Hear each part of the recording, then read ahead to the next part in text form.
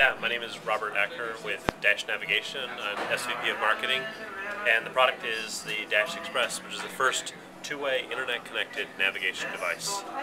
So, do you want to explain what that means? Please. Yeah, the reason what that means, the first device was designed from the ground up around two-way connectivity. And so the first thing we do, completely different than everybody else, is we give you traffic. You can actually see right now where we are at the Starbucks here. You see a little green stripe there along Cherry Hill Road. That data actually came probably from our device because we overshot a minute ago when we were coming here and came back in.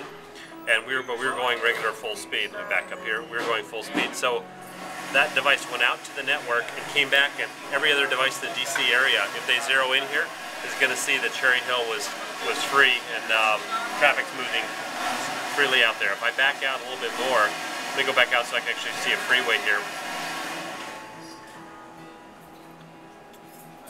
Now I'm going to start to see colored in. You actually see the 95 right now and the 495, given that it's the middle of the day. Everything's green on these. But what makes this device so special is it creates a whole network of drivers all contributing traffic data back to each other.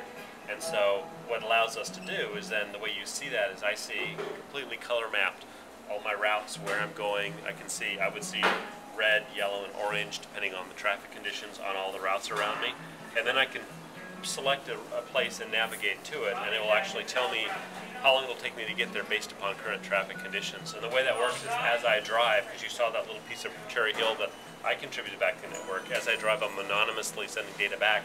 Every time I pass a cross street, I tell our servers how long it took me to get from the last cross street to that cross street. And then the servers tell every other device in the DC area what's happening in that little piece of road. So what happens is I've now got access to all of the traffic data that all the drivers are driving throughout the DC area.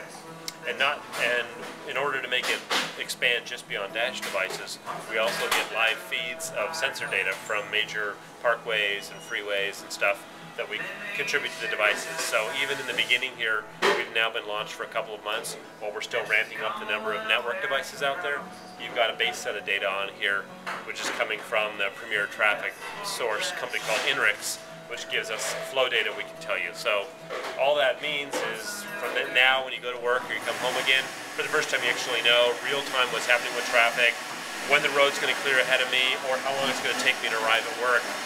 And you get a real accurate sense of that. So if I'm coming in the morning and I'm stuck in complete gridlock traffic, I can look and say I'm going to arrive at 8:55, and I don't worry about it, and I can actually drag ahead as I was doing there and see that it's going to turn green in a couple exits, and I relax. But if it says 9:10 and I have a 9 o'clock meeting, I can call and then reliably say, I'm going to be about 10 minutes late, you need to delay the meeting.